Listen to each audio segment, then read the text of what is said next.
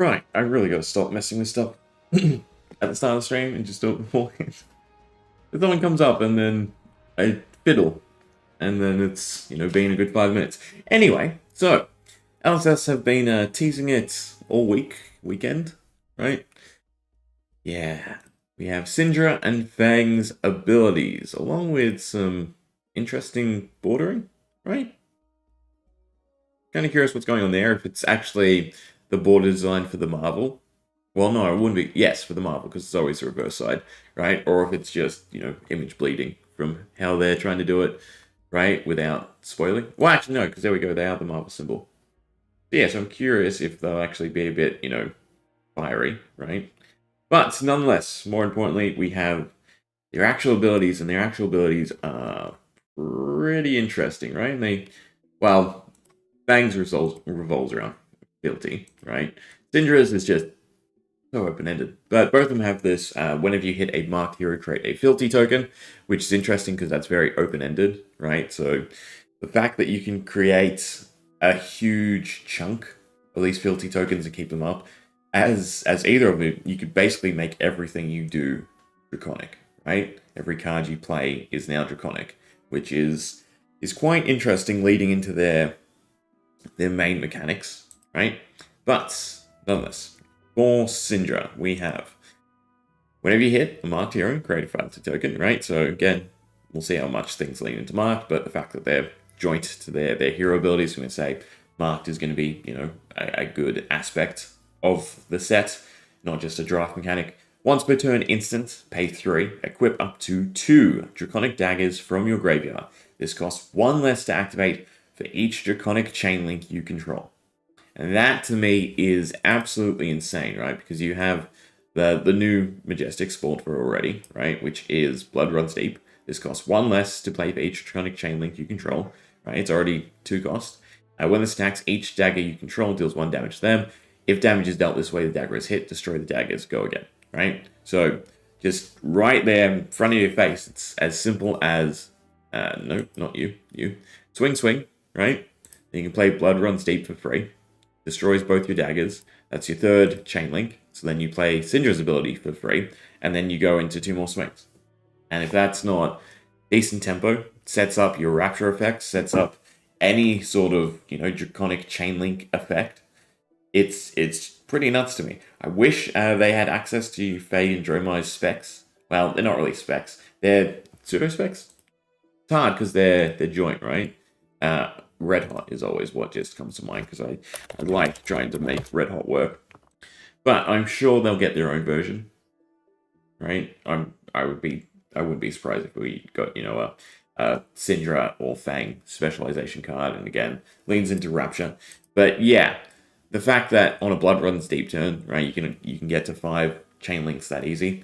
Even just in a normal turn, it seems like you'd be able to take Flick Knives, right? So Flick Knives is definitely going up in value, at least to me, right? Swing, Flick Knives, right? Play another Draconic card, get another dagger back, and get 3 swings off in a turn. That still seems like good tempo to me. Now, the constraint is A, what is their go again condition? And B, are they Draconic daggers, or are they daggers that have a way to be Draconic, right? Because if they're just straight up Draconic daggers, that's insane, and also means they're usable in Fae, unless they're Syndra specs, but they're usable in Fae. Fae as well has a much easier time setting up Draconic chain links, right? Because he now has 2 attacks instead of just 1 through Searing Ember. Altogether, it is a fairly nutty ability, right? It's not quite the generate a whole bunch of daggers, but it is 4 daggers in 1 turn. Fairly easy to set up, right? Again, if they are normal ninja daggers, they're 1 cost.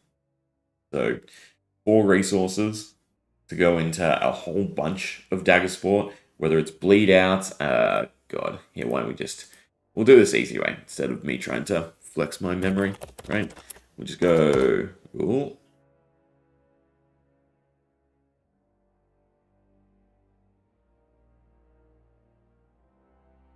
That's interesting.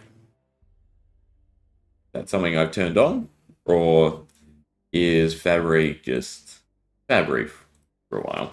Let's see. Yeah, no. I'm curious how I turn that on, because I do actually like that, right? The shorthand text. Do I click shorthand? No. Anyway, enjoy the oddity, right? Because I didn't even know this was possible. Granted, it hasn't obviously done it to everything.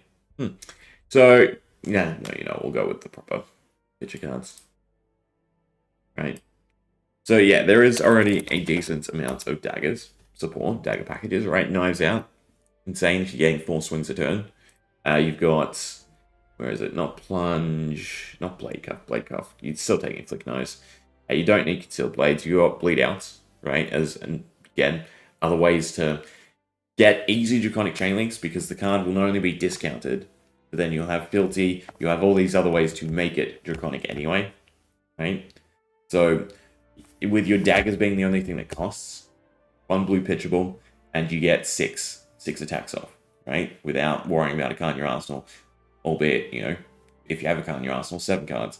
I think that's a sizable amount of tempo for you to just beeline as Syndra, especially in the early game, to just attack, right? All you need is Blood Runs Deep in your hand, two of Bleed Outs, right? That's already, what, 4, 8, 10, plus the 2, right? 12, plus the 4 dagger attacks. And that's just... And you're only paying for the dagger swings. That seems kind of nuts to me, right? And then, you throw in some of the buffs, the Knives Out, any other dagger support we get. Did we get any other dagger support straight away? I know we got filthy stuff and we got a ton for Fang, but I don't think we did. No, we only got if this is draconic, right? Which actually, speaking of that, you have Art of the Dragon Blood, right? To make cards cheaper. With the fact that filthy, again, ties anything to being draconic. You can make a ton of stuff cheaper. It is kind of a nutty hero ability, and then you have whatever marked ends up being on top of that. Yeah. I don't know. I don't know what they're thinking. It feels like 3 is way too cheap.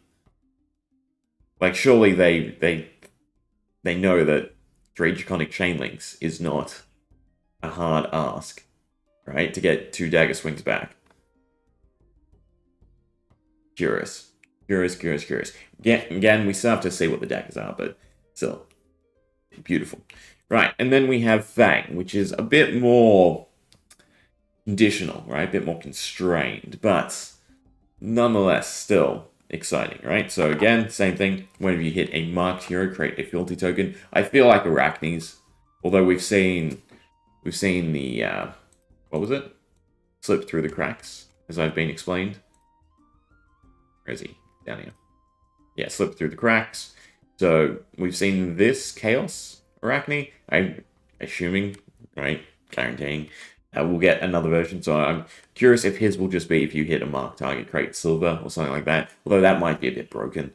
I still think we needed, a copper to silver, silver to gold mechanic. Granted, with how gold's running now, it's probably a bit too good. But yeah.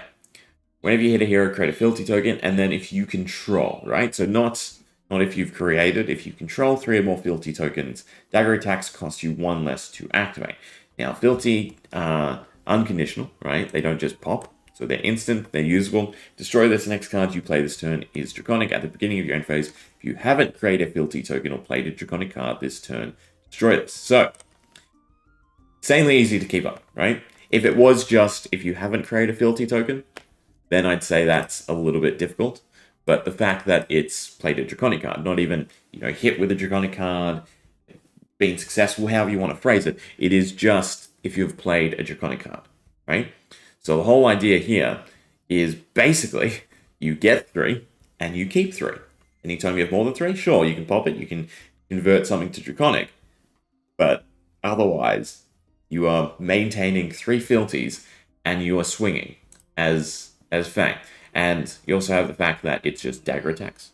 Costs less to activate. It's not your draconic daggers. So you can definitely take Quicksilver, right? Quicksilver daggers are free. All you need is some way to give it a go again. And that's easy enough. Then you take ample usage of all the ones that give you additional hits. And the beautiful thing about all the cards that give you additional hits so far revealed for Fang is they're draconic, right? Well, no, not all, because Flurry Stance isn't. Long Whisker's loyalty is, though, right? So this in itself helps you prolong your fealty. So this satisfies, right, the attack again. You get +2, the Draconic, and you're remarking the hero, right, to then get more fealty tokens anyway, to then convert something else next turn. It seems like these hero abilities are back to Misfail, right, levels of strength, which will be interesting. But yeah, am I looking forward to the shenanigans? Even if he has his own deck. Here's the thing though, RSS are sort of rocking a hard place right now, right? Even if they were to print a different dagger for Fang, right, his own specialized dagger, say it was draconic, so it counts as Draconic Chainlinks, doesn't really do much for Fang, right? So if they make them 2-cost to, benefit from this, the damage point is the big thing, right? The damage point then has to be quite sizable for Warrior. But I could just see everyone taking Quicksilver nonetheless. The fact that you now have 2 daggers on board that also have a singular go again clause, right? You give one go again, the other gets go again. They both cost 0 to play every turn as long as you prolong those 3 fealty tokens. Is just nuts, right? They are auras, right? So aura destruction is also going to be at a premium because you definitely want to shut down the fealty tokens as Fang. But chances are he'll just end up generating more. But yeah, so for both of them, right? Syndra definitely easier payoff straight away and sizable payoff. But just swinging for days, right? Both of them just give them daggers and watch them hit. Still excited for Fang overall, right? Just set up 3 fealty and then all of a sudden your dagger's free. Pretty bonkers. What else does it tie into? You've got the PS mechanics for Warrior so far, but ideally it's just you taking advantage of the fact that they're free and you're looking for ways to give them additional attacks, right? Plus then the fact that, go again, one gets quick, go again, the other has go again, right? So yeah, God, they're insane, both of them.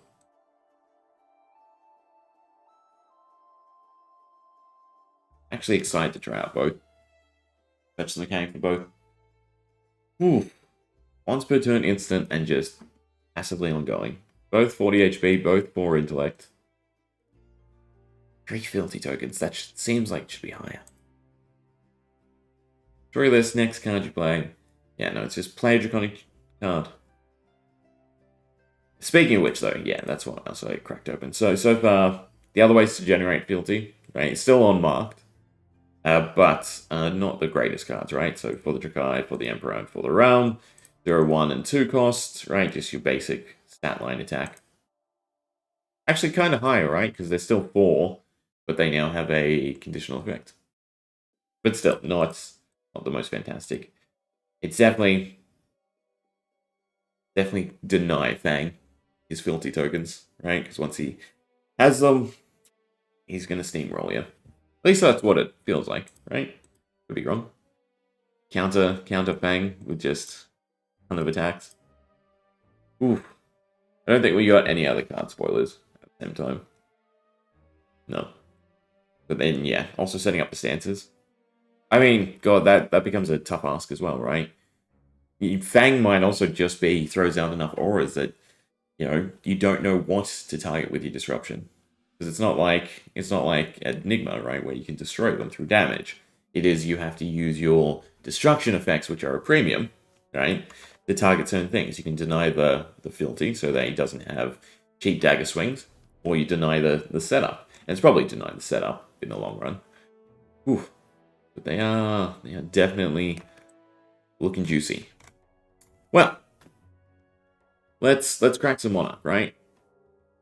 Let's try and find some dynamos to go along with just Fang's endless swings. That one. Beautiful. How much are dynamos at? Let's see.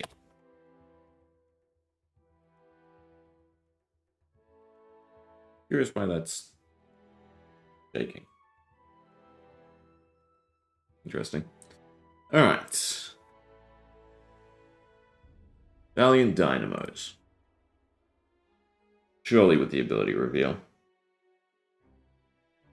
I mean, they're kind of cheap, but also kind of not, right?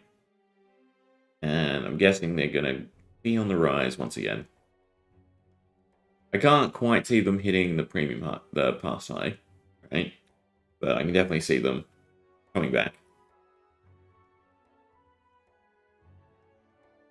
Because the whole thing is, again, you've got Syndra, who we still have to wait for her dagger reveal, but you have Fang, who already has Quicksilver daggers, and is looking kind of strong with them. Alright, but what else are we looking for? We got Rainbow Fall Phantasmal Footsteps. I thought we'd do one unlimited, one normal. Right? See what we do better in.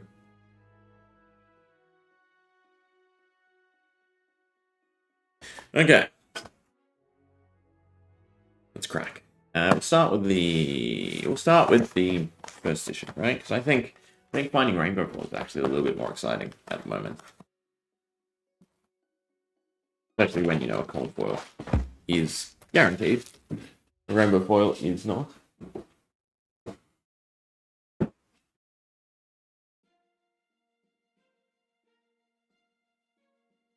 Now we just have to wait till December for Arachnes. It will also be exciting. Why is this? I just realized. Is this zoomed in? This is zoomed in. Really do stuff like this. You all can't see what I'm fiddling with.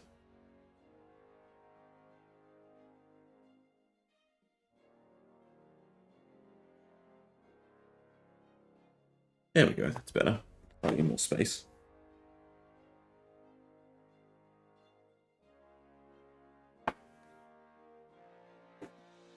Nice though, to have a exciting set once again.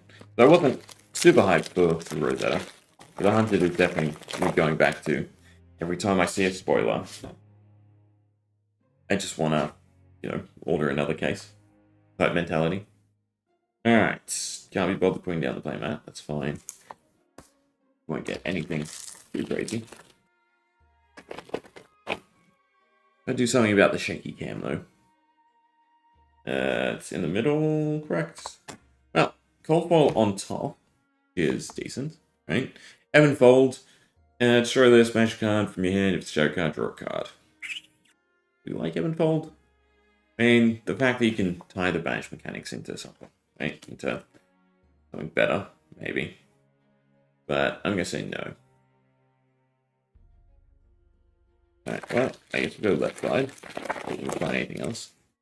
Goes to focus. Come on.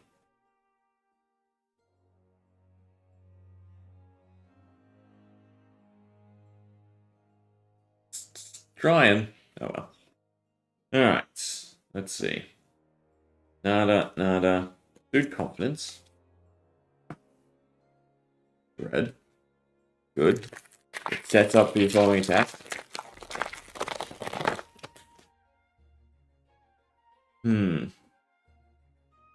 We'll be curious, right? Because is there ways in Draconic to give stuff go again? Right? I'm pretty sure there is. So there's exude confidence in that sense. If it has go again, it's really good going into some of those hefty attacks. Not because you can look at it two ways. Either you're benefiting from its ability, right? In which case, really good. Or at the very least, you are baiting out a decent chunk of your opponent's block, right? Because they need to prevent exude confidence from going off.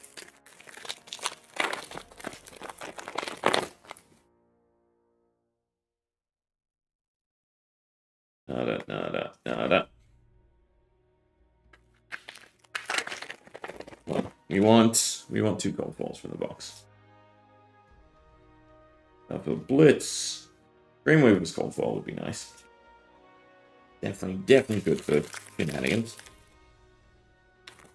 I don't know if it's all that much play, right? The one time, no Phantasm proc. Isn't that great?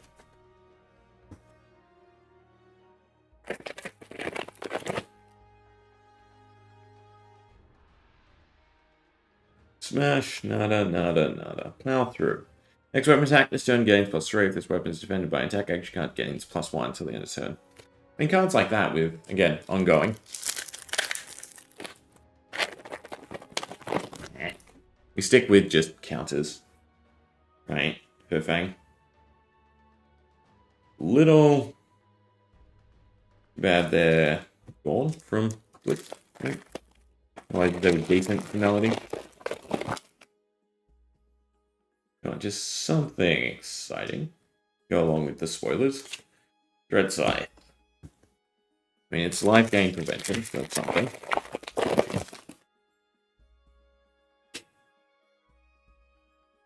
Binding Beam. Judgment. Again, EA.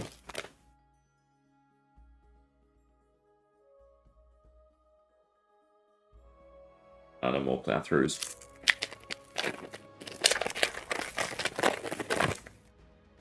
I mean, we're still due a handful more Majestics, at the very least.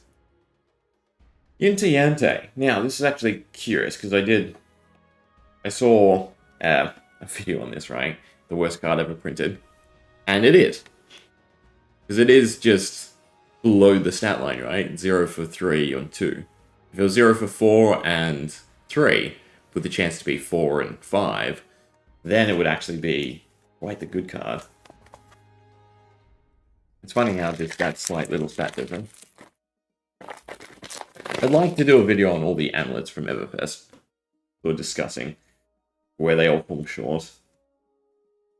And how they could have been, you know, so much better if they just had minor tweaks. I was playing around with Featherfoot.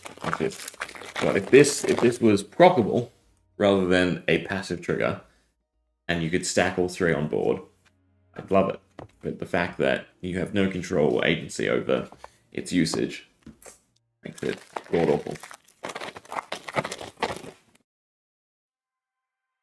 A little bit of a packet.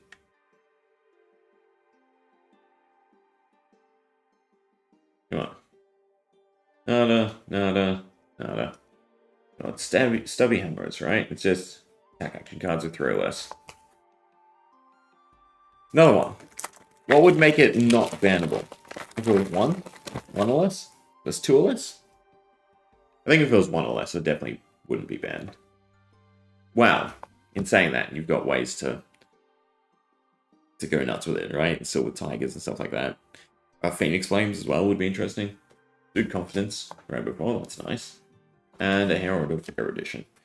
Right. We just have to wait for Prism to come back.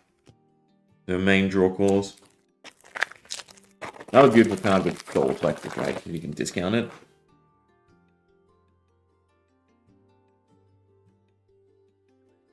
More brown red. So good. Love me some more Sparkle.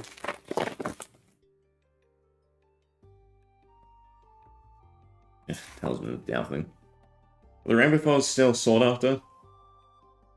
Peak Horizon, another Ebon Folds. Ode to Wrath. Well, I don't think it's going to be 2 cold foils. Unfortunately.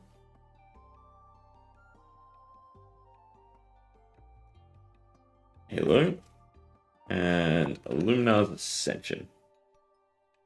Well, it is Bolton's bread and butter.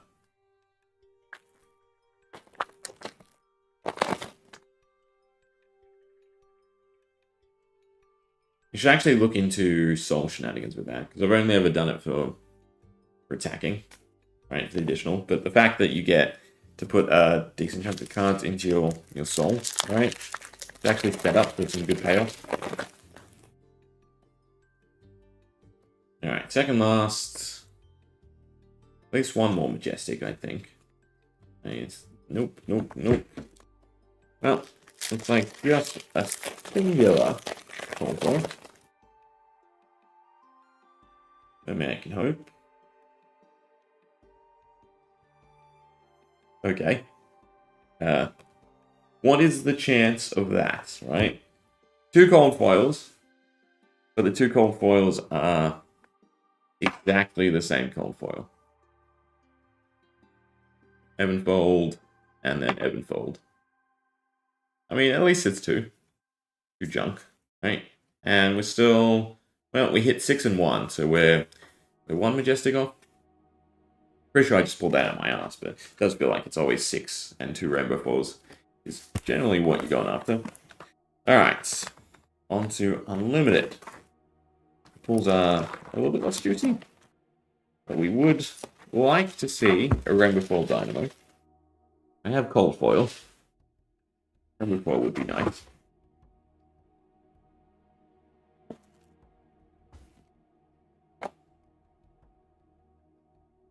Probably keep the boxes so I can block all the other cards.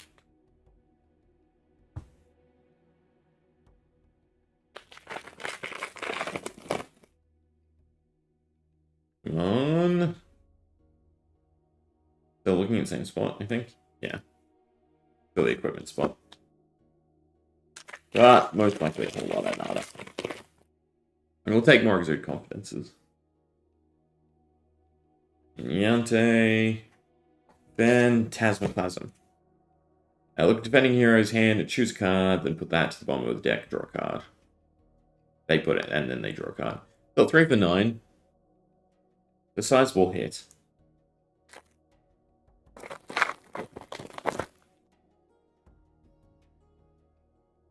Right, and the effect is unconditional? Oh yeah, it's just look, it's not. It should be when you play this, right? But still, the fact that it's unconditional. A Gallantry Gold for Dagger Fang. Weapon tax gain +1 this turn. Be interesting.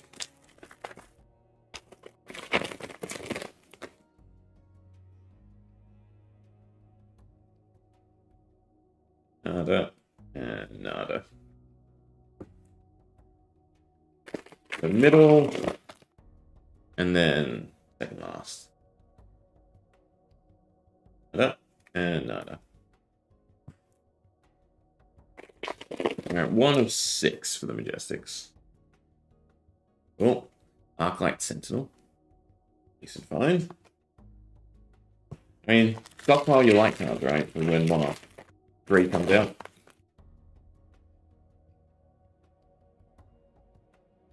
Though, it'll probably be, you know, a bit more of a sleeper hit, right? Oh. Come on, phone, you can do it. Actually, I think I have my old webcam. It might actually be better for doing box openings. But yeah, Monarch 3 being a sleeper hit, right? Because of how Dust Till Dawn went over. Nada. And Invert Existence, also kind of nada.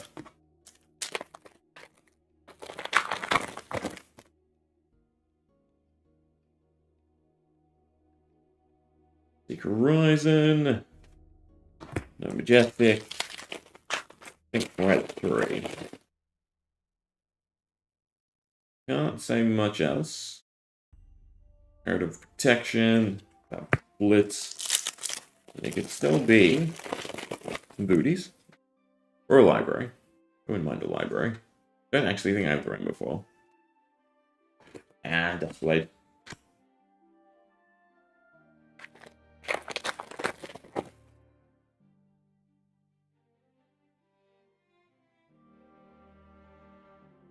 Big Vanguard.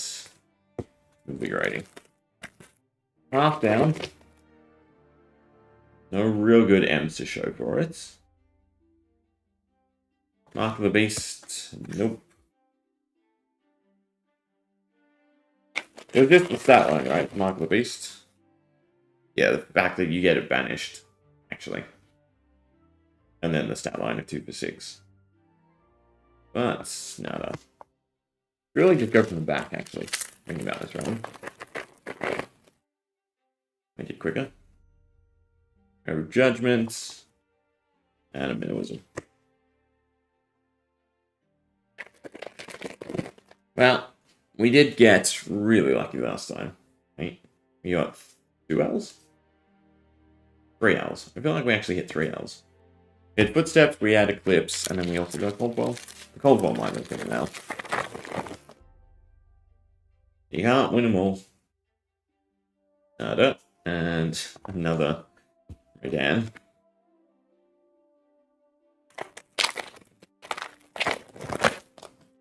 One day we'll get the dual-wielding two-handed warrior, right? No one ever thought it would happen in WoW. Spill blood. Decent once we get axe again.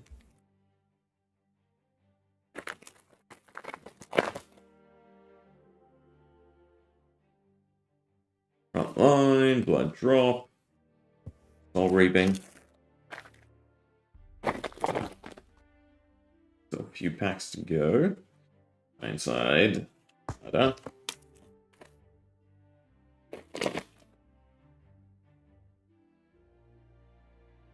Nada. I think we're at 6. Yeah, so there's not another one. Not a shocker. That was beating. Stubby hammerers. Soul food. We want soul shield.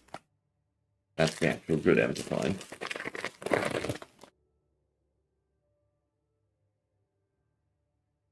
Nope. And nope. Oh.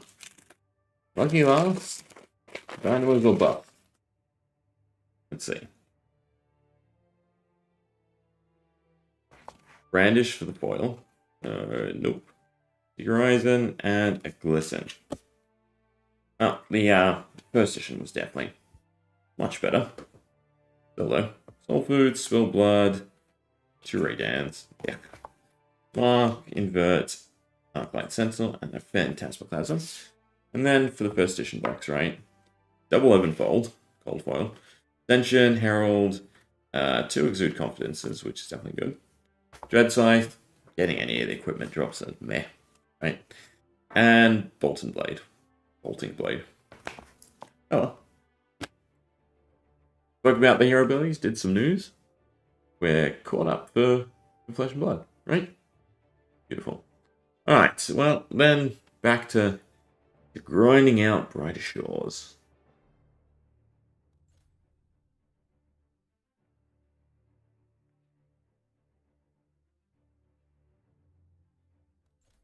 Gotta get that Carpentry to 32.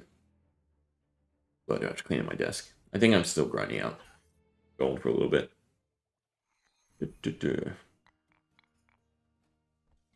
Oh. What do I have? Go. How much silver do I have? You know what? I have over 100. We'll do Carpentry.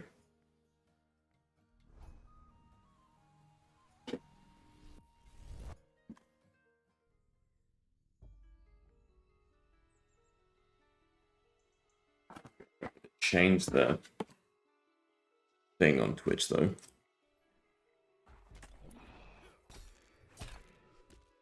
Am I going the right way? Yeah, down here. But no, I'm not going the right way.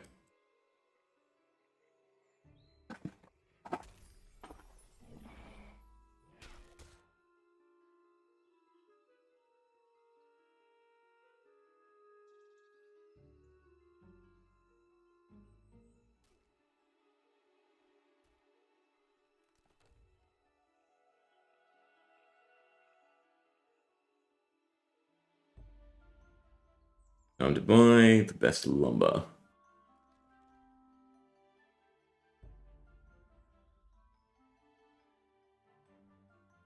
We are kind of running low on potions too. So what lumber are we up to? Oak. Hickory, juniper, oak. I think I just buy 20. I can't be stuffed doing more than 20 or doing dropping.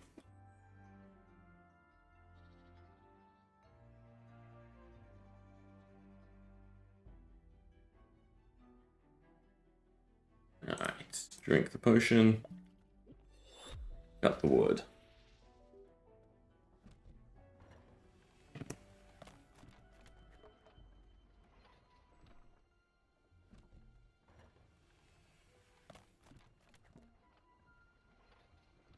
At least it's decent XP. 100 and something per log. Actually more than that, right? Because you get 2. So I hate that. The fact that the actions don't carry if you're resetting the table saw. But there is no way that that's spinning fast enough, right? So we can count the gears. I don't see enough small gears. I mean, there's probably some in that gearbox down there, right? Yeah, maybe it is. Alright, and then we sell. And we repeat. Do this till we run out of cash.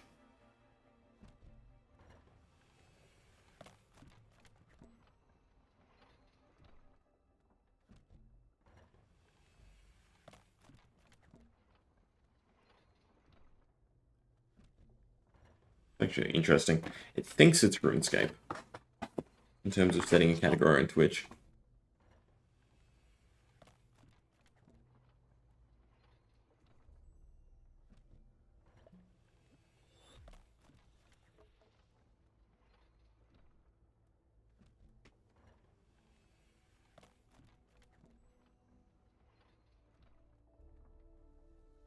It's out of potion too. Nice thing is I can clean up after the box opening with all the AFK time.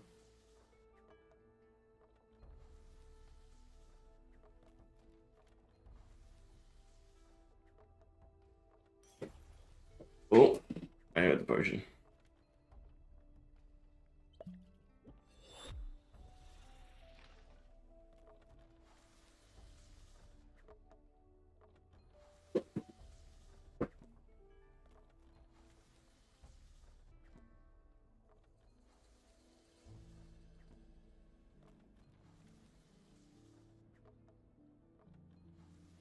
Oh, the life. Must be a quicker way than this. Skill points is definitely the go.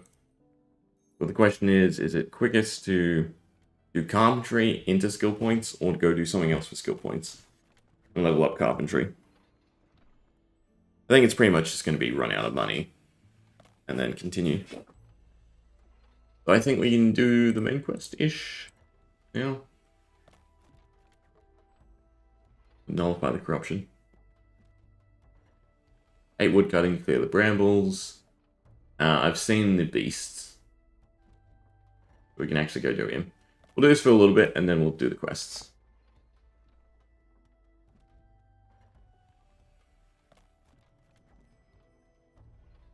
At least that way we can bury it up. I mean, the nice thing is, thanks to the skill point system, the knowledge point system, you can go do other stuff and still get progression in the skill you want. I think I still have to get foraging to... I still have to get both woodcutting and gathering to 20. It's just... this is so slow. Knowledge points has to be the way to speed something up.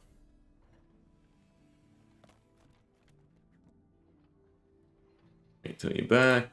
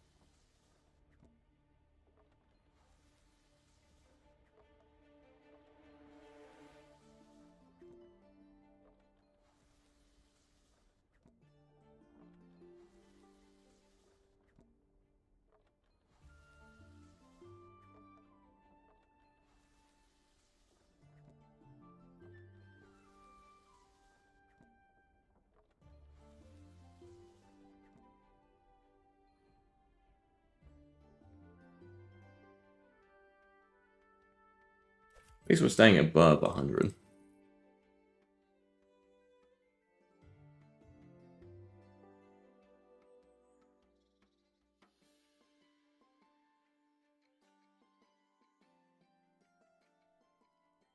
Oh, why it's so dark in here? Oak logs. And back we go. 22 for the next one? Yeah, rugged. Not that sizable of a bump.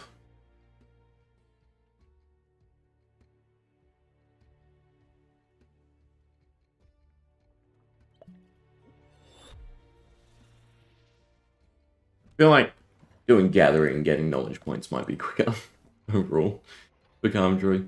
At least for the early levels. Maybe. Then maybe 30, go back to Hickory. The last 2 levels. We might give that a go. We'll do the quests and we'll try and farm knowledge points.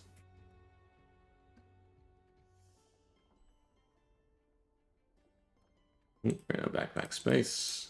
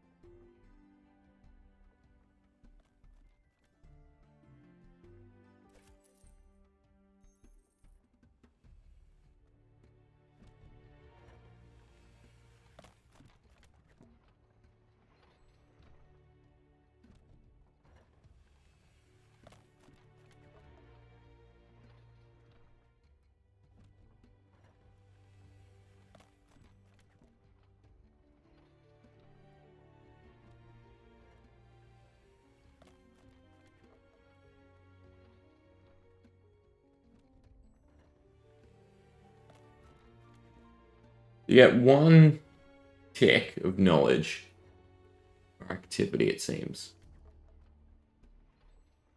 Same for doing the smaller activities. Because then going and cooking eggs, no. So it has to be per XP drop. It must be, well, no, because that was only 50. I was going to say it must be about 100 XP per knowledge point drop. In which case, definitely going foraging is going to be the quickest. Because we can run through the forest. We might try that for a bit and see if gather 100 things get a point. That's still... That's 4 inventories, roughly. So it'd be 16 inventories per level in Carpenter. Still feels like it'd be quicker than this. We out already? Definitely not making ample use of the potions.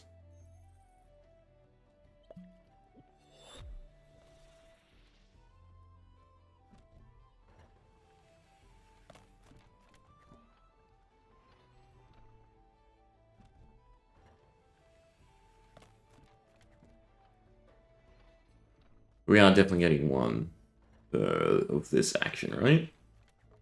Seems like it. Maybe it's how long the activity takes?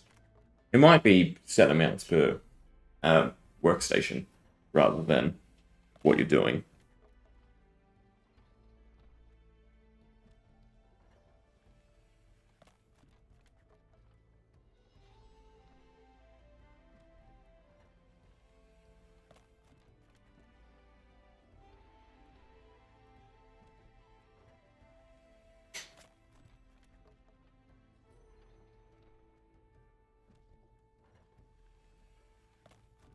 It feels like 1 inventory per level would be tolerable. Makes me worry for the later level stuff. This is getting to 32 out of 500. Just let that sink in, right?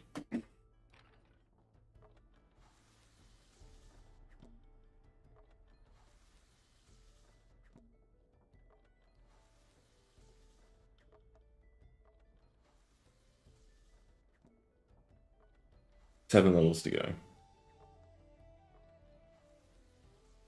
Yeah, 11. Yes! The first 4 of that 11 is probably going to be quicker than his 7.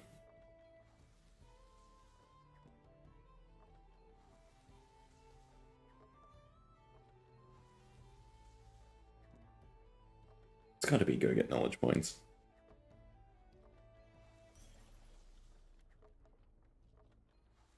And I wonder if the XP pots affects how much knowledge percentage you get. That'd also make the 100% upkeep a bit more worthwhile. I think we go try and do the quest. Right? So there's 3 sources. Coarse ash planks, which we can do, right? I think. Coarse ash. I might have to buy them because I don't have the wood cutting for coarse ash. Oh no, that's the shitty planks. That we can do. Still above 100? Yeah. So with 100 silver, we can definitely go for a while. It doesn't actually tell me how many, right? So I'm just going to woodcut for a little while. Right, these are coarse. Beautiful. Might as well get full inventory, and we'll see if that's enough for the quest.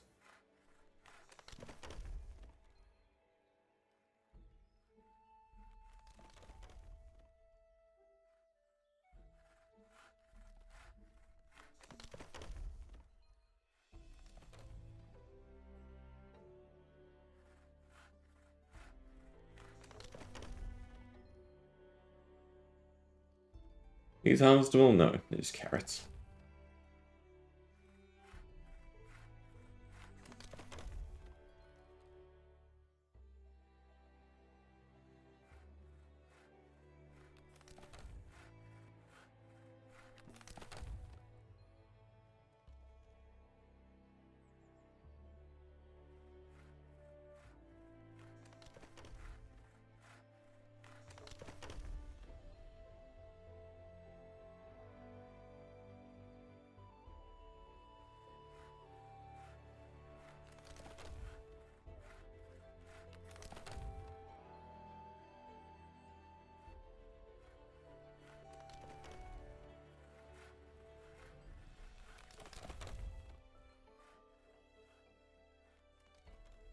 Also have a better weapon to pull out of storage.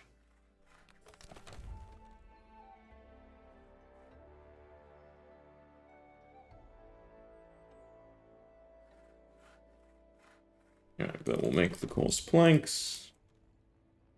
With Quartermaster.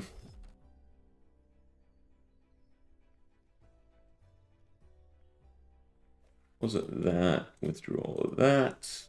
Don't want to keep the fire sword though. So we have the elemental coverage. I think there should be 3 weapon slots and types. Hey, Fish and Blood. Did you see the new hero abilities?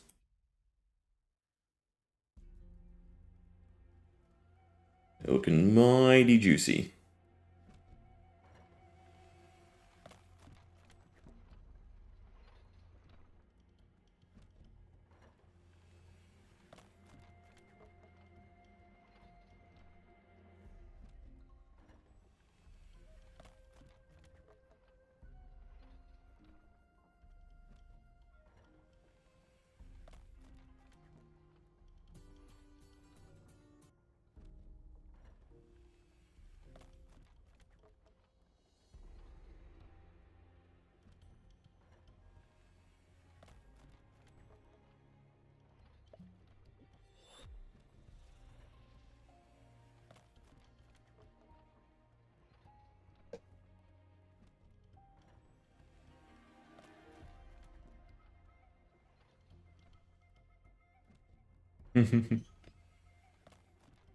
Bounty for the fealty. I think both are just huge tempo. So much incentive just to always pop your daggers. Seems so trivial to get. Syndra to the 3 trade links, don't sell them, I need them. And then just have, you know, at the very least, the dagger swing each turn. Flick Knives is definitely... God, I should look how much it's gone up. It got fairly cheap. Might be worth actually picking up a ton of them.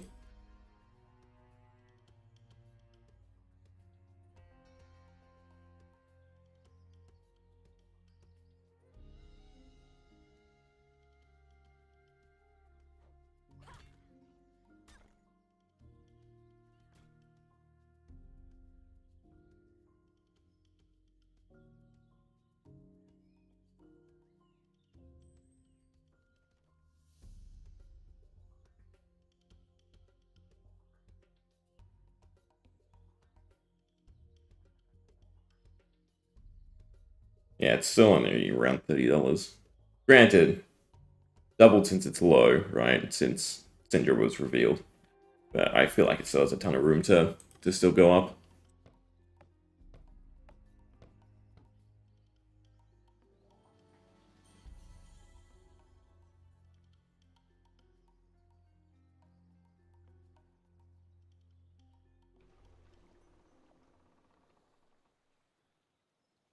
But then you have all the hills as well. Well, there we go, actually. All the listed versions are back in 80. Should never trust the actual chart. Interesting, we have an actual boss. That I'm not fighting? I meant to fight you?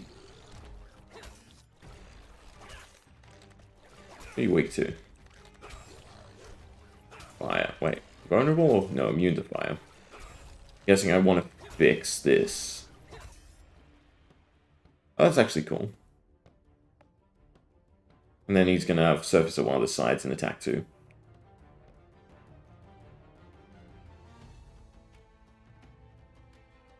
Well, the boss mechanics are actually quite interesting. He just fixes in the in-between. He doesn't actually do damage to you.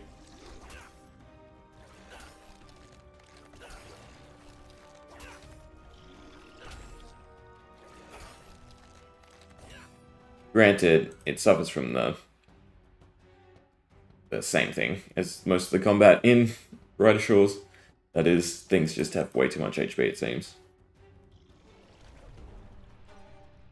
Like, this feels like it's going to go on forever.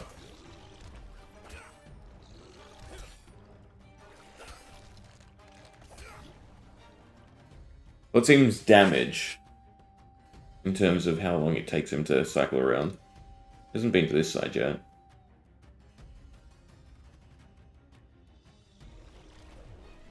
He probably increased the tempo of him attacking.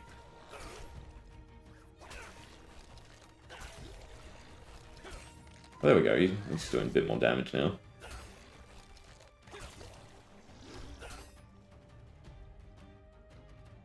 Well, I changed my mind. Now it's getting fairly repetitive. Considering we're not even halfway yet.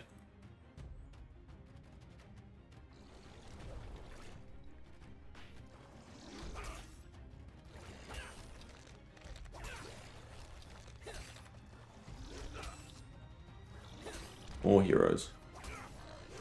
4 heroes? Yes. 4 heroes?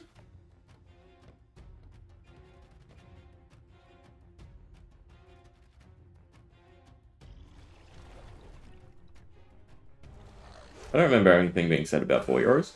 Granted, I could be wrong. But yeah, otherwise only Arachne, Sindra, and Fang.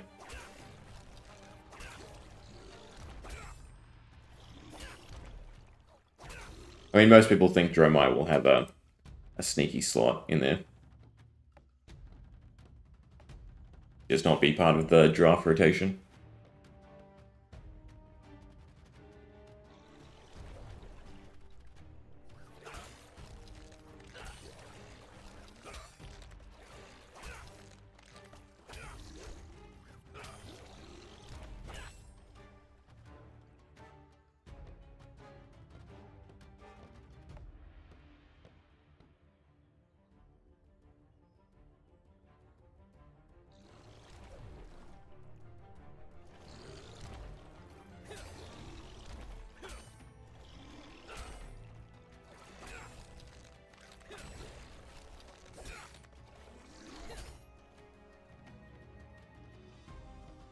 I think he's getting slightly quicker.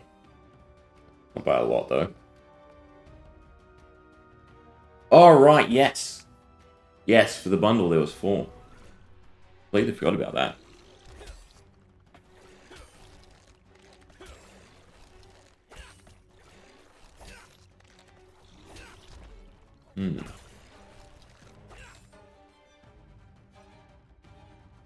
Did I think? Oh, right, I was thinking Emperor.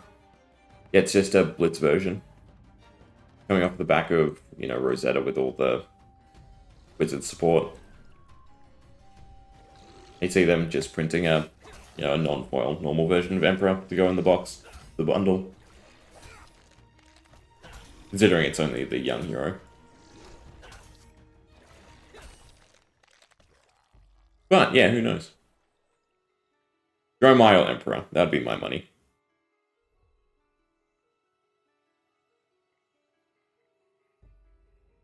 Well, I wish I could say that was a good boss fight, but very, very repetitive.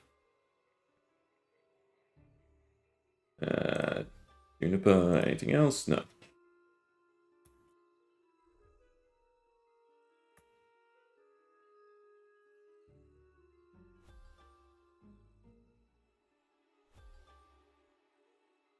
Very high level area. So we are meant to be looking for another glowing thing. Was this just to get the glowing fern?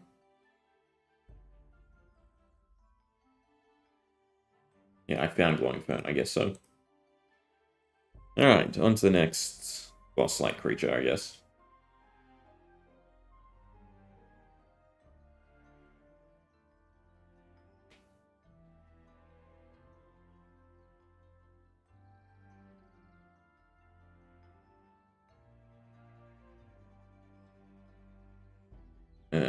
Where was it?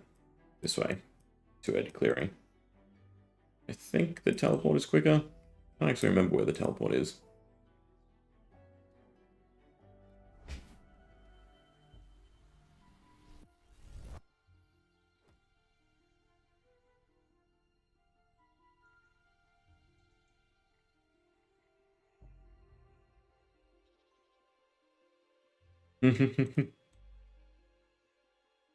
Yeah, putting Alchemist in would be interesting. I'd see them just easing another class. Or you reckon another assassin?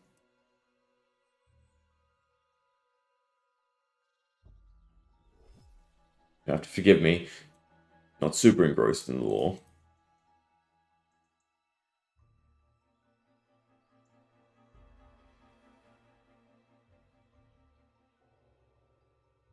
Something new would probably be their best bet, right? As a way to push bundles.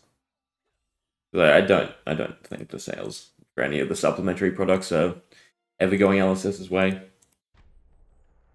Like even the Yarl's popularity is the whole for a company having to order 12, I think has put a lot of people off. Why do you do so much damage?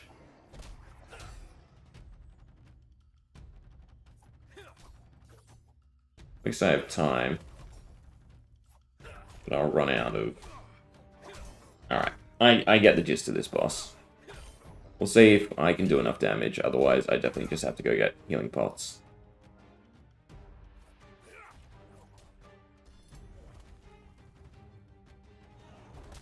The whole idea here would be to move out. Yeah, or Necromancer. Either way, if it's something new or a new class, that would definitely entice people to buy the bundle, right? And also help them promote Blitz. Because I think that was the idea with Terra. It's just that Terra was awful.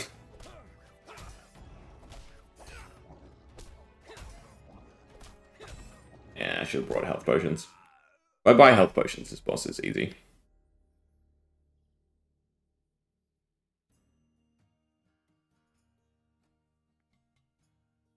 Well, I probably should have read that. I'm guessing it said something about being defeated by a boss monster.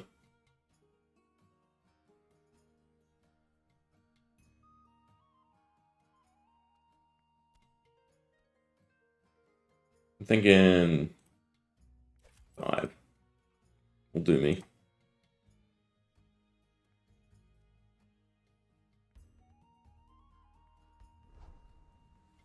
Problem still stems with LSS's packaging constraints. The problem is every Flesh and Blood product sits.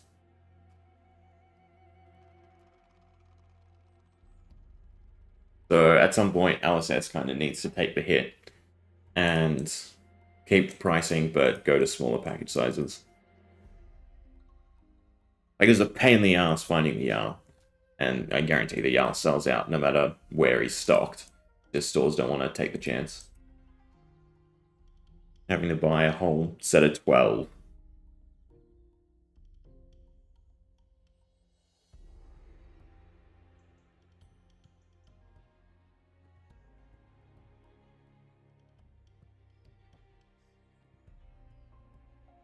But yeah, nonetheless, something new to help entice people to buy the bundles.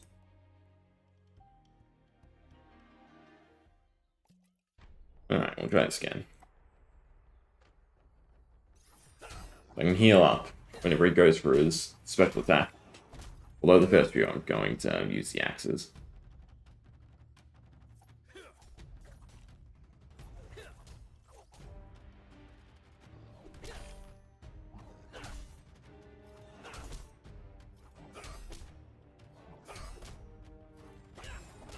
Maybe the next one we heal up.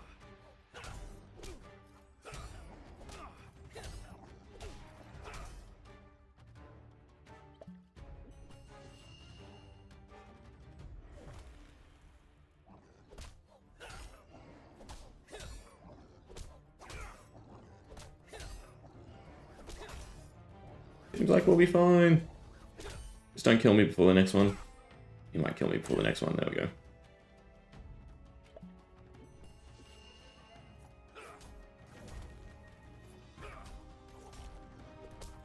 Be close.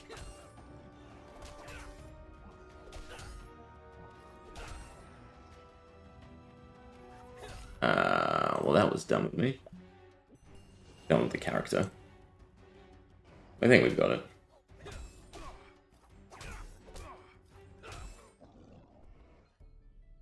Alright, 2 down, 1 to go.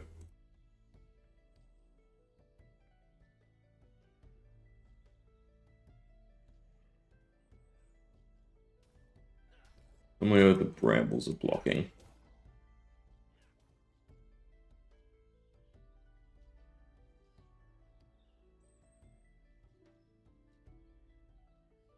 I think everyone would like to see a new class.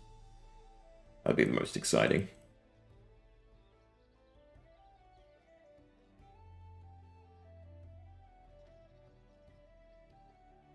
Without the health pots actually coming to use against bosses. They just never seem worth it. Because of the time it takes to heal. Such a abysmal amount.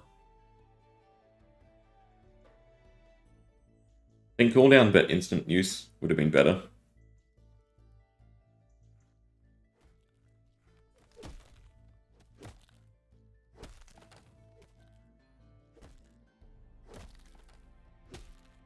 I suppose I am getting knowledge.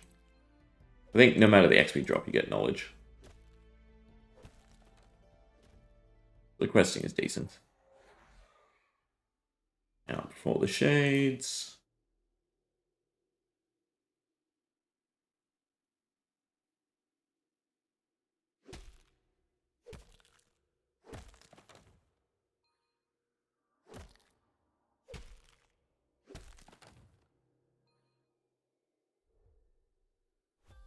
I was literally just come in here and grab. So this is glowing mushroom. Alright. Then we go back to the crystal. Yeah.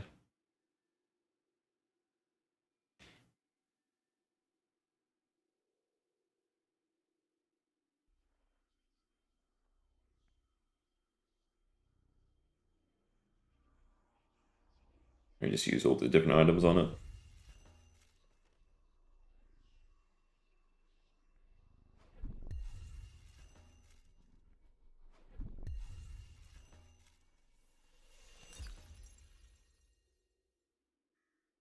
And we find a new one. Alright. And then find the mine, which is the next area. So I'm curious how the premium pop will showcase.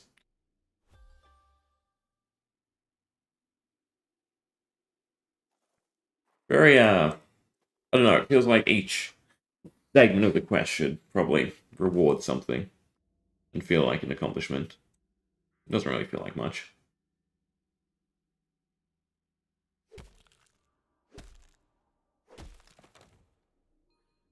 More just ease to buy the premium pass. Did I miss any mushrooms, fell tree, this, soil mud. Alright, but it wants us to go to the mines, so we'll go check out the mines. Be told we can't enter.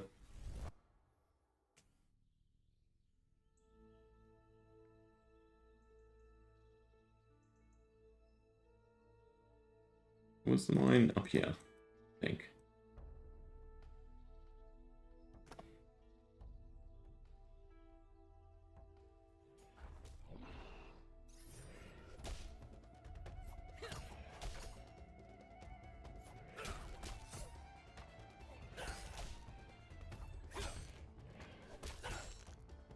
I think the window is going to kill me, so thank you.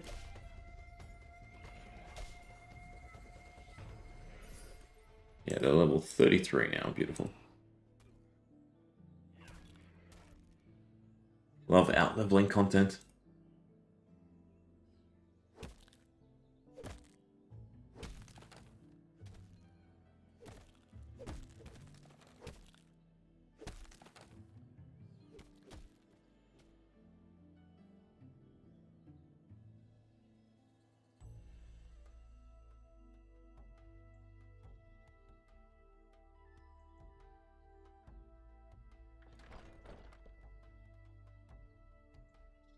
How am I meant to get into the mine? Talk to the guys up here. I'll talk to the corporal. No, this isn't the mine.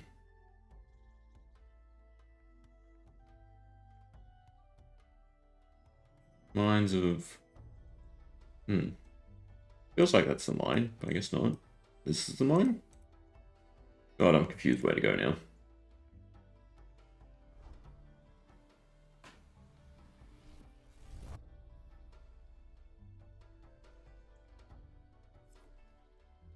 This must be the mine. Southeast. Yeah, there we go. Mine road west.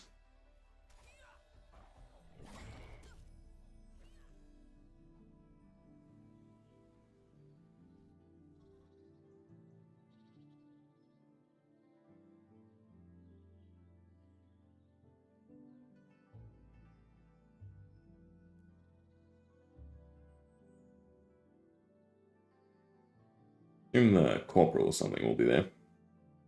And it's back to grinding 32. Carpentry, God.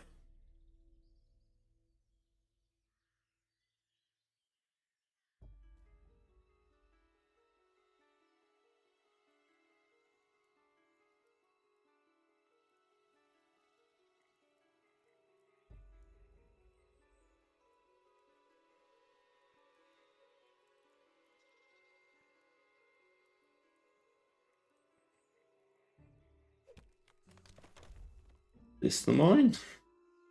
Oof. I still think the map should just be given to you. Save all the confusion.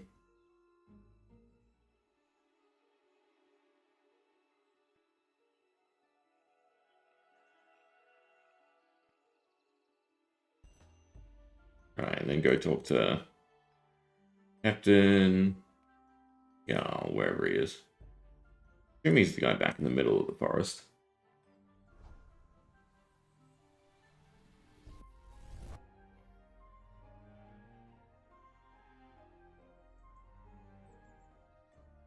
Or forest clearing, I think is where we left him.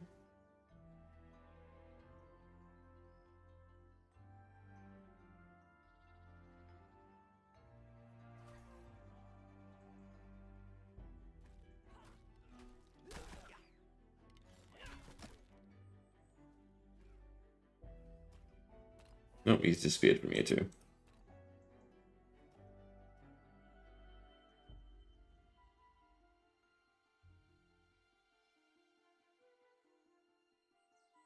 Maybe it's the guy from the very start of the game.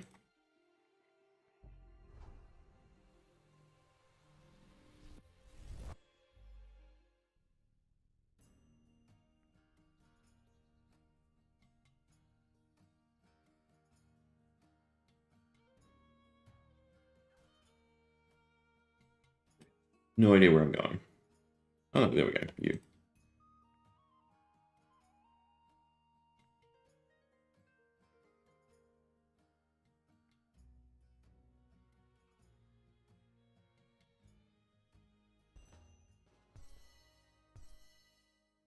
Oh, there we go. We did get XP.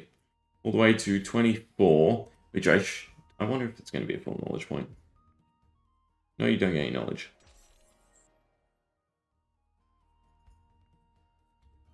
That was pointless. As like the one skill where you don't really care about getting XP in. Because it does nothing for you. In fact, it just took away the enemy I was fighting. Alright, but I assume if I go and try to enter the mines, the premium pass prompt will appear.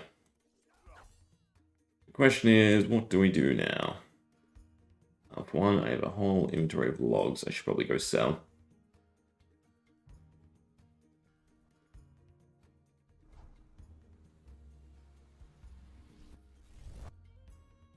The game is good. None of the loops, though, feel overly rewarding to me, unfortunately. Like right now, I'm trying to grind Carpentry to make every other grind easier, but the payoff is just the capes. I mean, there might be boss content, but I think what's fueling everyone is just the prospect of I want to be max by the time the game fully comes out, so I can do X.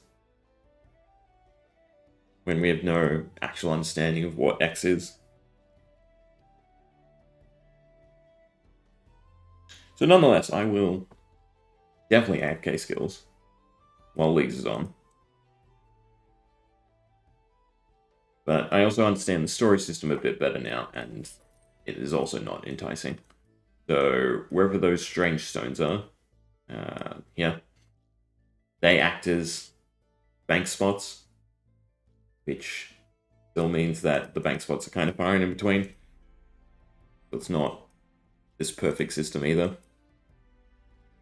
Very, very curious where the game goes. That's the biggest prospect I'm looking forward to. Alright, God.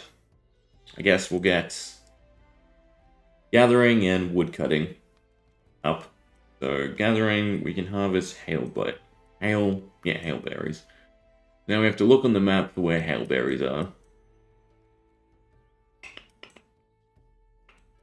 A search would be really nice.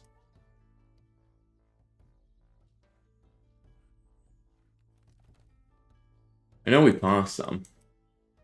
We were farming something. Here we are, Spriggans. These two sections. And more points of travel. Would also be nice. Even if there was just like a return system. Return to where you teleported from. That would also be really nice, because at least you can go bank and then teleport back straight away. Like, I have to get all the way over here.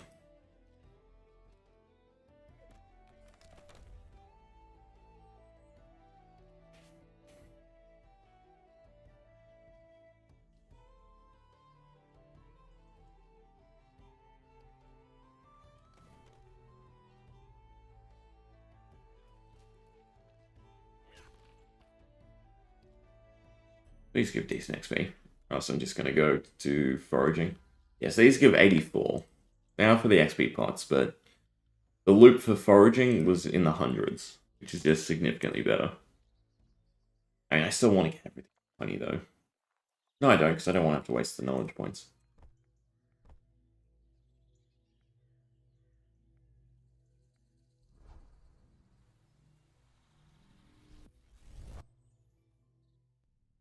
My life is basically just go forage until I get enough knowledge points to level up Carpentry. Until I get bored and then swap back to Carpentry. And while dropping all the supplies, because I don't have access to banking stones. I don't even know if there are banking stones in this first section.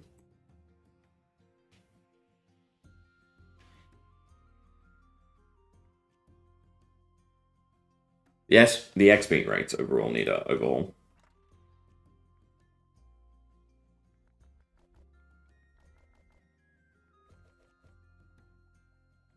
It's just such a contrast. Especially when it's the same profession. Which is another thing that's a bit irksome.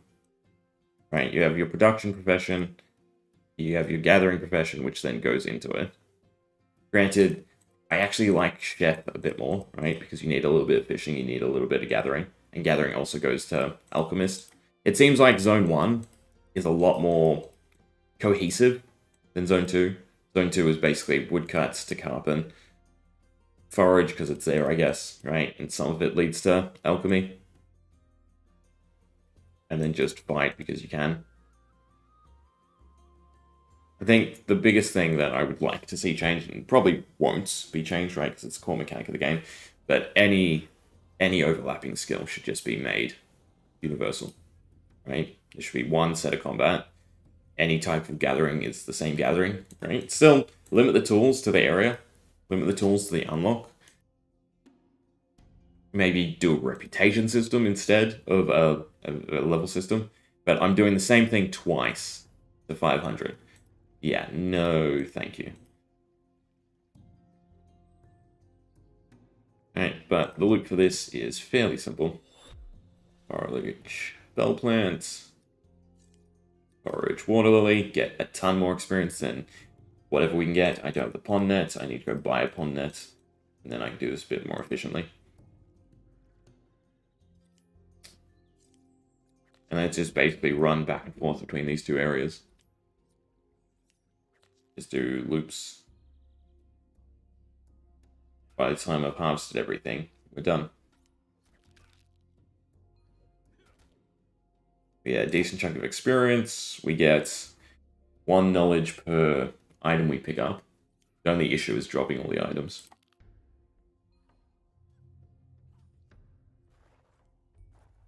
I think you skip this one as well.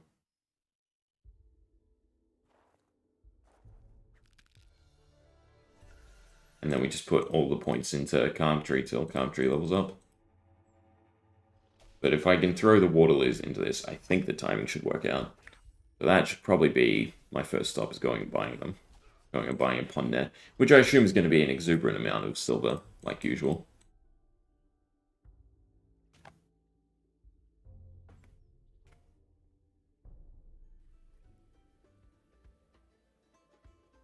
Game does a good job of going, this thing's going to be super exciting. Then once you get to it, it is for a little bit, and then you realize the monotony of it. Like the bosses. The boss mechanics were cool. I like the fact that movement plays a proper role. Potions actually seem to play a proper role. The fixing of the boat while the fish guy's going off sounds cool. But then it's just the same thing over and over again because they're just overly statted, in my opinion.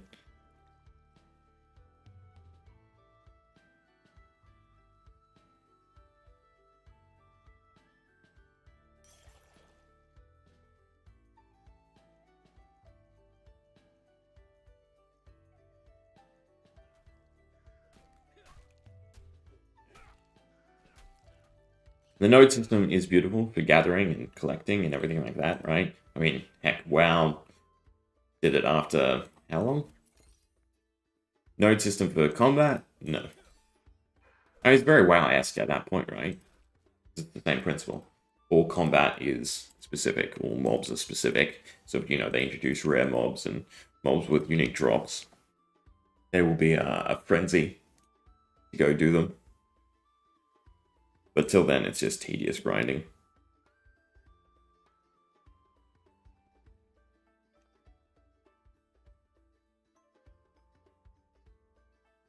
You actually start to get penalized for dealing with mobs too quickly if people come.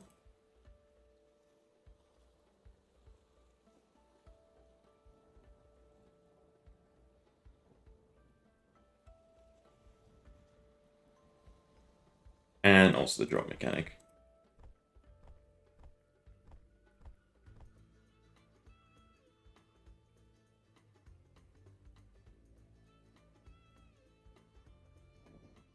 Alright, let's see how this feels now. We have the net.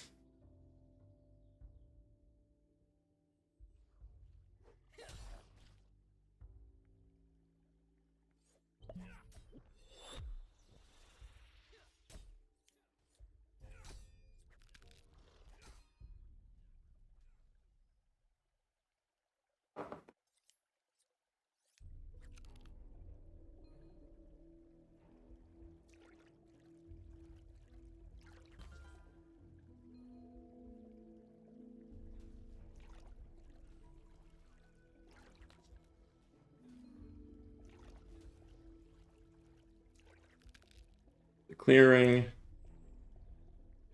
Oh, we're getting slightly more than one. Or did I have more? I guess I'll find out. 7. 8.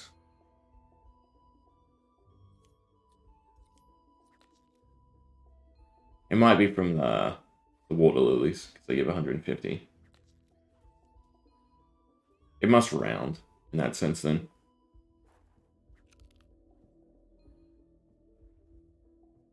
See, respawn, beautiful.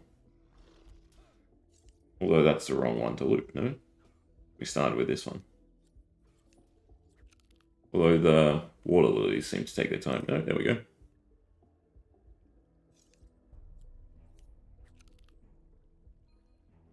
See, we're getting 1.5 per water lily. 14.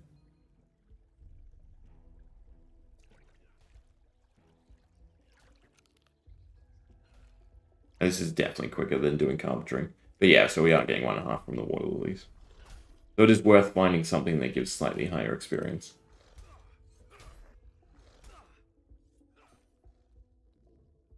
Question is, what else can we cut out of rotation? Going down to the bell plant down there, maybe? Because then we also have the issue of dropping.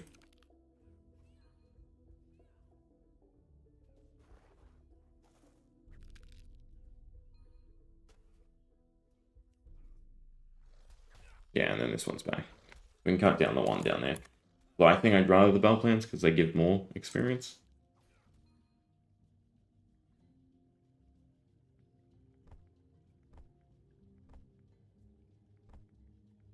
I don't believe there's a strange stone or anything to deposit this stuff, right? In this area. Should look up a map of all the strange stones. Granted, again, I'm not going to do it because it takes 32 carpentry.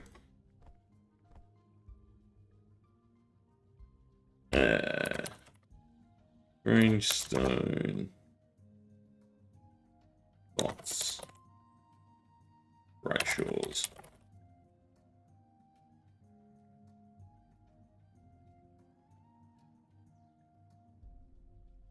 One on the sea road. Apparently. Yeah. No. In no world do I think that's reasonable. If it was in one of these zones, sure. But I'm never going to walk all the way here to bank. And then all the way back. And again. So after I get to 32.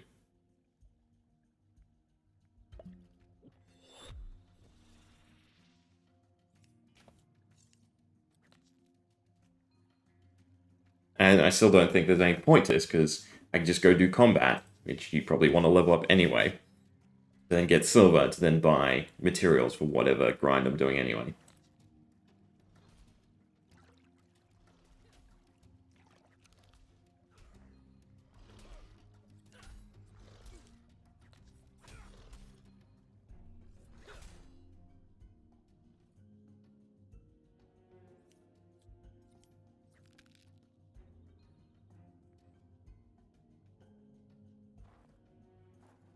I'll throw that one into the mix.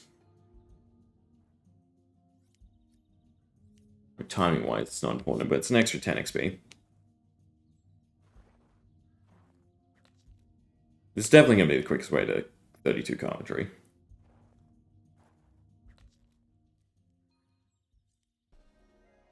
Then we have again, the whole issue of the node system, where none of the resources I'm about to gather are going to be worth it for Alchemist anyway, because I won't be able to use them.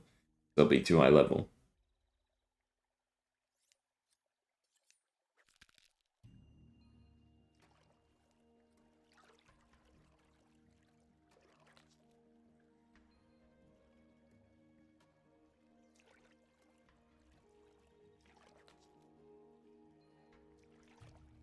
It's almost like they just needed, enough content to keep people around for early access. I feel like early access should have just been a best showing.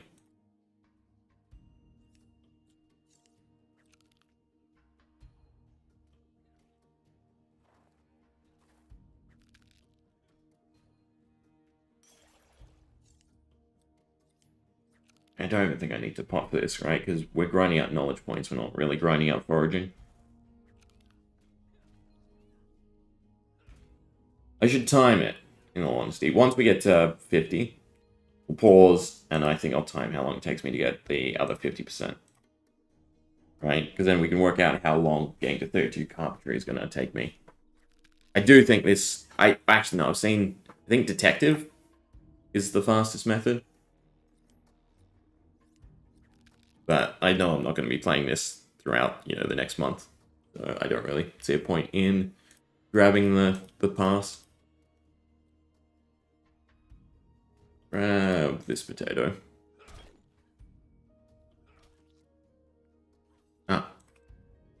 And then dropping is such a pain.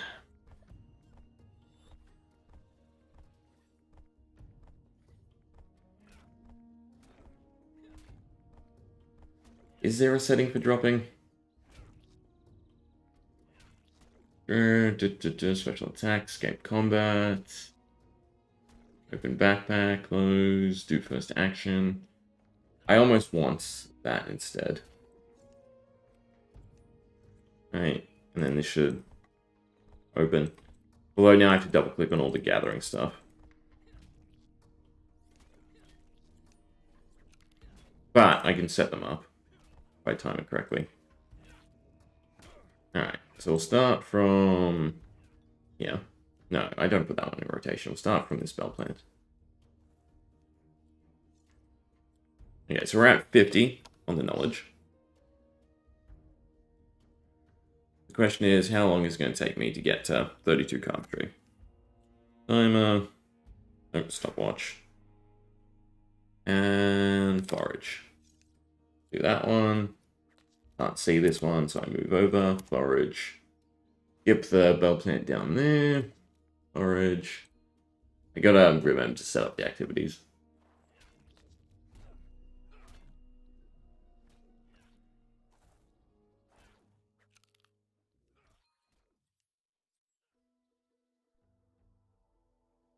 What's that one?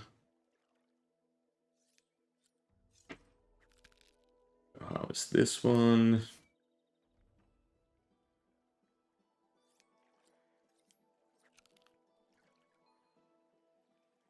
I mean, technically we don't have to go all the way to 50. You just do the math on one rotation. I'm sure it won't take me too long. I mean, this is already a minute, right? And we're 13 levels away times 4, because you need 4 knowledge points. So 52. About a minute, it would take me an hour. That's not bad. But it's not a minute. A minute was 10%, so times that by 5. So it would take me 5 hours through foraging to get carpentry to 32. And the weird thing is I still think that's quicker than me going and buying supplies and doing carpentry the normal way.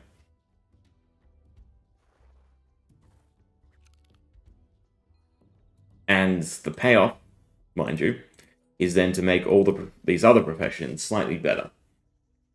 Which again doesn't quite work, because in no world do I care about what I'm gathering for foraging enough to tie it into alchemy. I either care about it to sell, which is still going to be a pain in the ass because of banking, or I don't care at all. Yeah. It's one of those things, right? When you start thinking about it, what you're actually doing this for, there's just no incentive. Again, to tie it back to old school, is all the endgame content.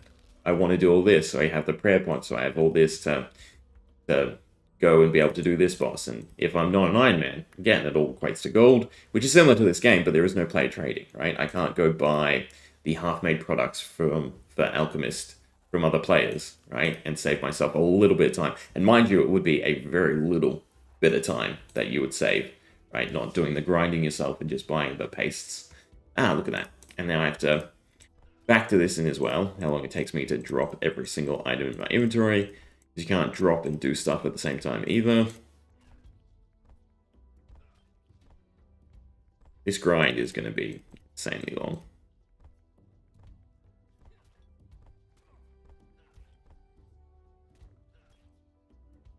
Right, 76 so far. 3 minutes on the clock.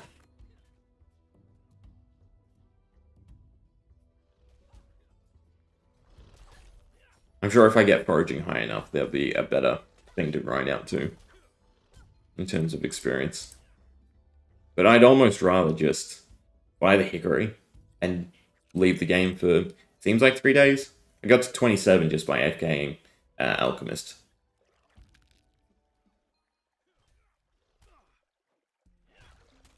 So I'd rather just unlock the passive activities and do that.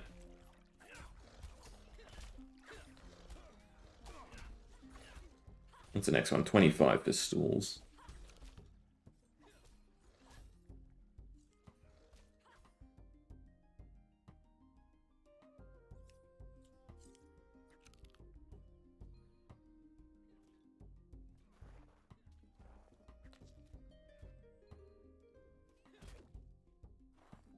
Going to be about 5 minutes, which is what we worked out, which is good, even with the dropping. Actually, no, it might be more than 5 minutes. Don't have to harvest 12 more things.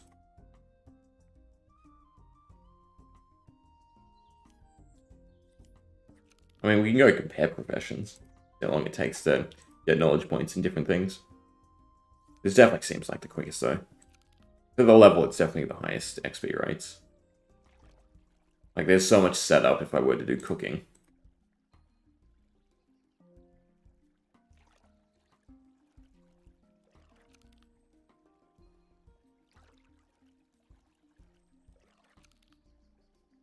We fill up an inventory yet? Almost. Alright, 6 more, so it should just be a loop of this area.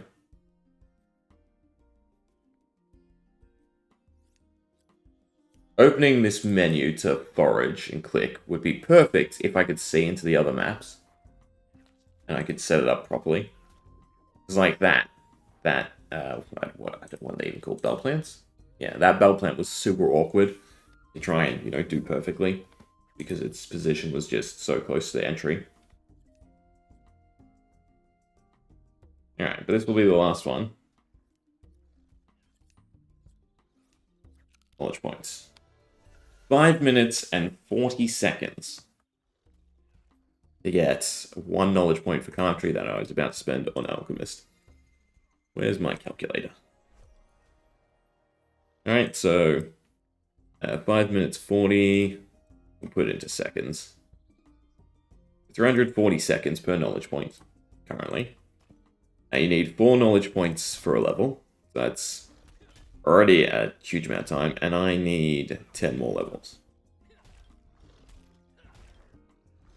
So, 13,600 seconds. 226 minutes. Makes it... well, not bad. I was thinking 5 hours. It's only 3.5 hours of clicking over and over again for me to get my Carpentry to 32. Now, for comparison's sake, right? Granted, I can't do it as well. I can probably look up how much experience it takes. But we'll go do an inventory of wood. And I will do it the lazy way instead of dropping. I won't do it. No. I can tolerate it. I can do it optimally for 1 inventory. I need to go swap my potions first, which is also really annoying. I should look up if the strange stone storage is both ways. Because if you can take stuff out of them, then... alright. Spider Nest is going up, in my mind, right? In its utility. If it's strictly just depositing resources, then... potion should be tied to the Quartermaster inventory, right? So you can equip them and change them.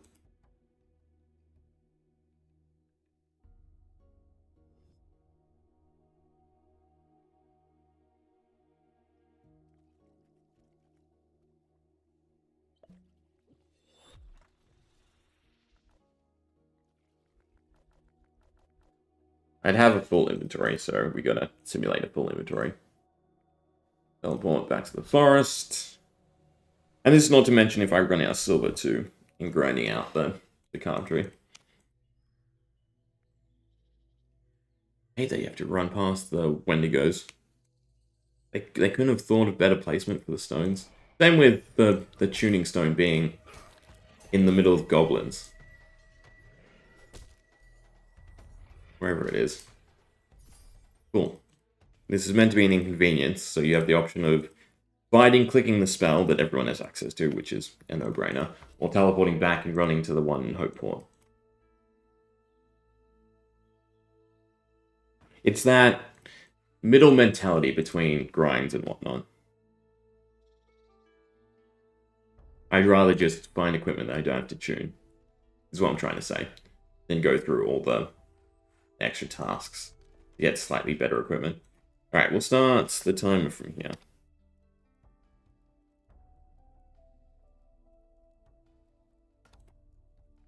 We trade. I'm at Oak. My full inventory-ish.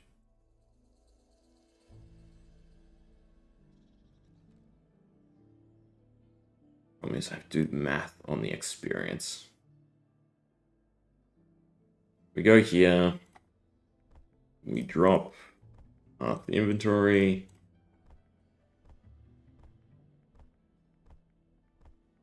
Drink our potion. Drop our potion. And start. Right, each wood log is getting us 99 experience. Yep, so times that by 23. I just want to work out the total amount of experience we'll get doing all this. And then we'll work out the timing.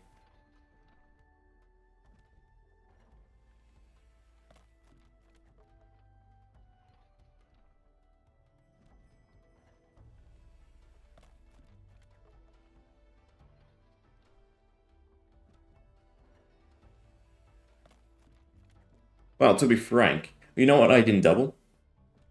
Actually. The knowledge points.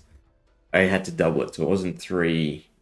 It wasn't 4 hours, it's 8 hours, actually, to get us to enough.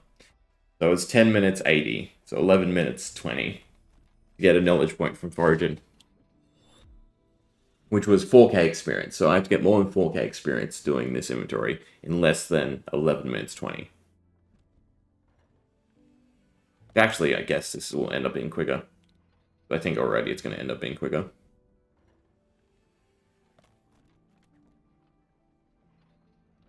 You don't quite get 99.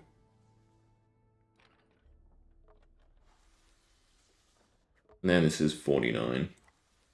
So 49 times 56, right? No, 46.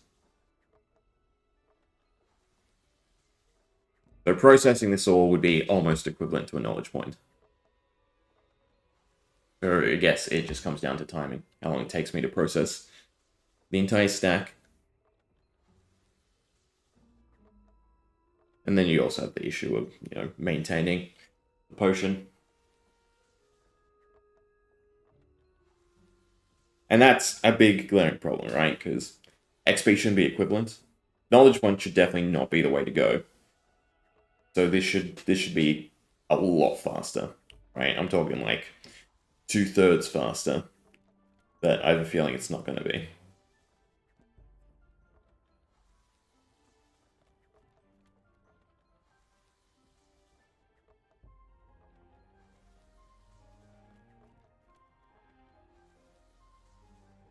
So to do one inventory so far has already taken me 3 minutes.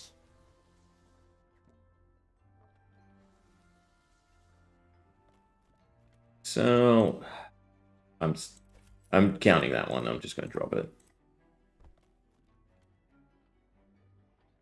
Take all 30 pots.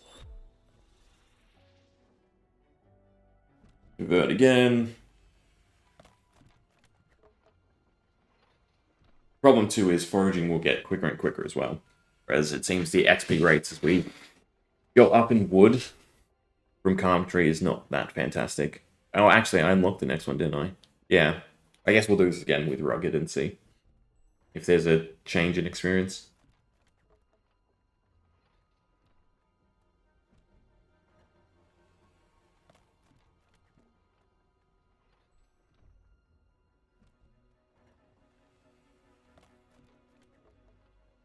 You do also have to factor in, though, we are getting knowledge as we grind this out. That will speed up Carpentry. I think Carpentry is going to be faster. Problem is, it's just not going to be faster by a lot.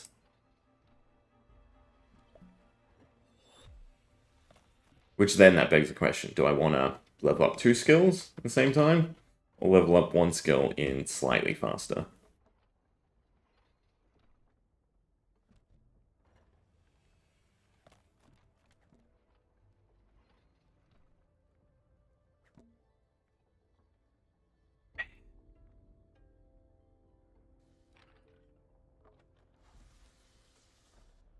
Weird, I want the clicks to be in between.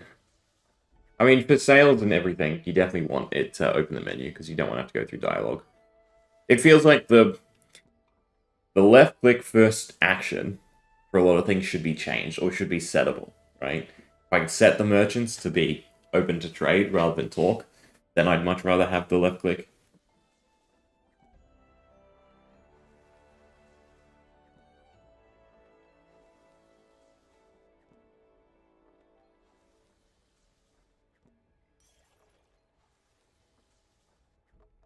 The nice thing, though, is we do know how much knowledge we're getting. We can do this properly.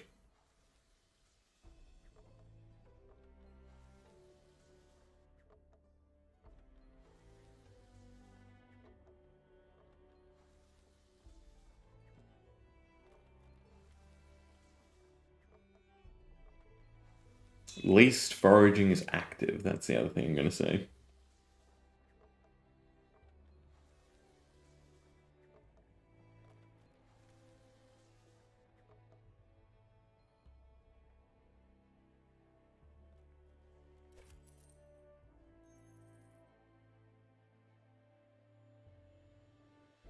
And sumps once we complete the loop, so once we get back to the merchant.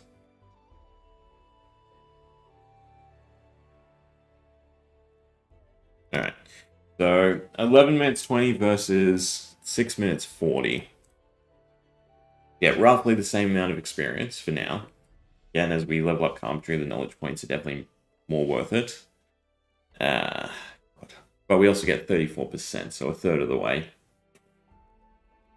Yeah, Carpentry is going to be the way to go. It's so goddamn slow. I haven't fought a full inventory. So fine, we can just look at the experience. See how much it increases by. So it was 99 for Oak, and this is the next tier.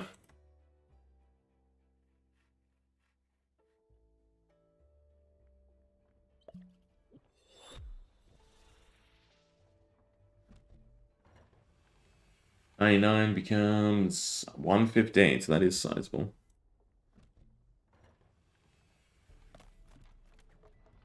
So 400 point increase over the whole inventory.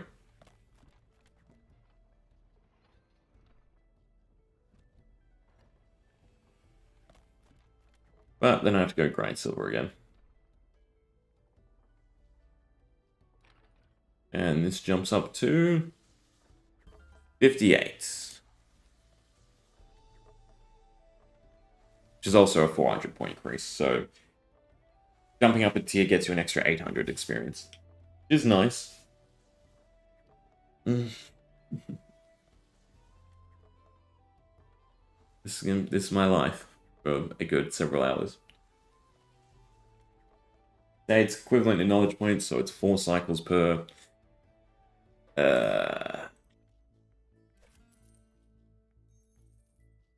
6 minutes 40.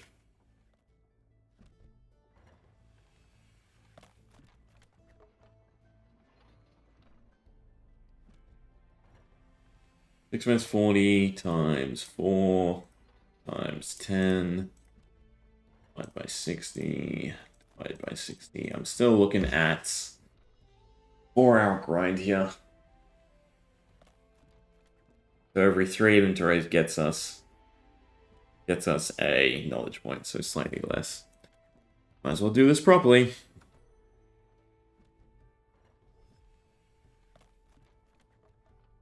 Every 3 inventory gets us a point. So it's times 3 instead of times 4.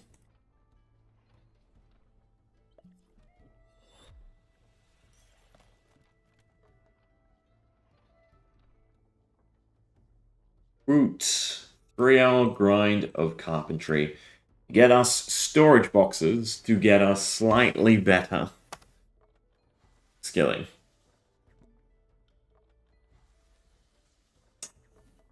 Gotta be done. Oh, but that is not enticing. Versus. And this actually, I'm curious. I don't know if you can see the drops for doing passive things, but I should grind up some silver and then just do the passive hickory and see how much experience I get. Well, no. A reasonable goal for us today is probably get to 25, right? I can probably do that in the next hour. Or just this.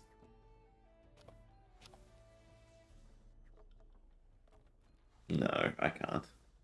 I can't subject anyone to that. I can't subject myself to it. I'd rather just watch something while this is going on.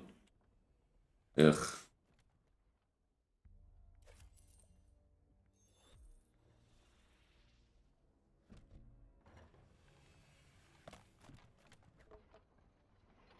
I think the goal will definitely be grind silver. Get to 25 and then do basic stools. And hopefully get 27 and I do drumsticks. And I don't have to care. I can just do carpentry overnight, basically.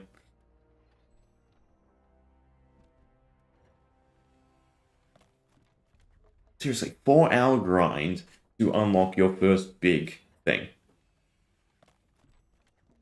It's lacking in middle ground content, I gotta say. And I can't be asked doing like upkeeping potions or anything like that. I'd rather buy full inventory.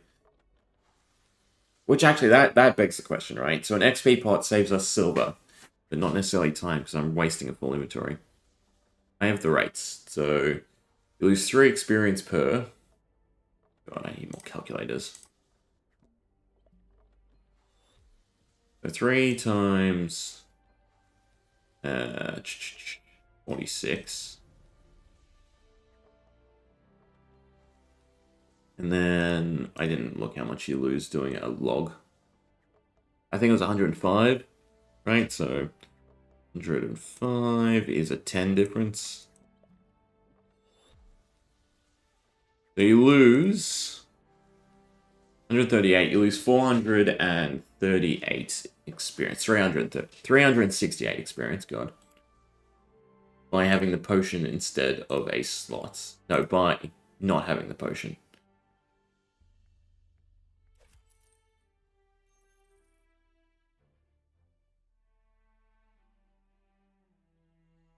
So that does make it better than having an extra log.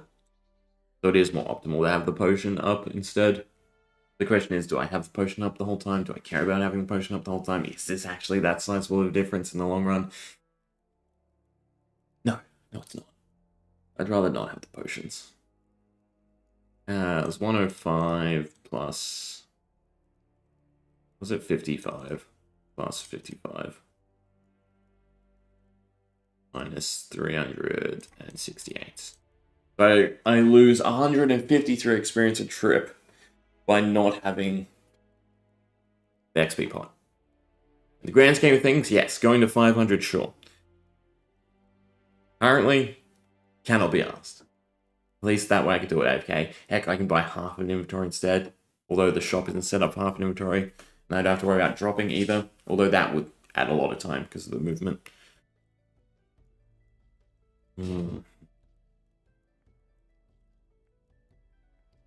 And we didn't quite get the same amount of experience. Well, I think with all that in mind, I'm going to leave it there and probably find something to AFK. I do want to get to 32 and I do want to do the Spider Nest quest, right? At very least so we can get a feel for it. But, yeah, no. I definitely don't want to level the same skill twice, right? I don't want to level woodcutting if it has no actual use, which it doesn't. I'd rather just buy the logs. The only real things I care about is 32 and then potions, it seems, right? Fishing, don't give a shit. I can buy the materials anyway.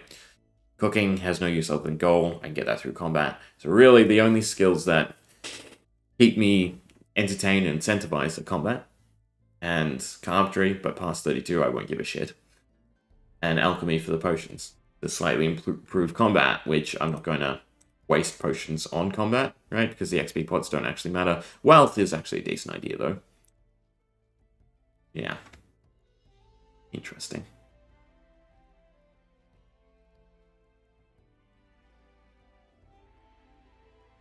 Two more days till old school leagues.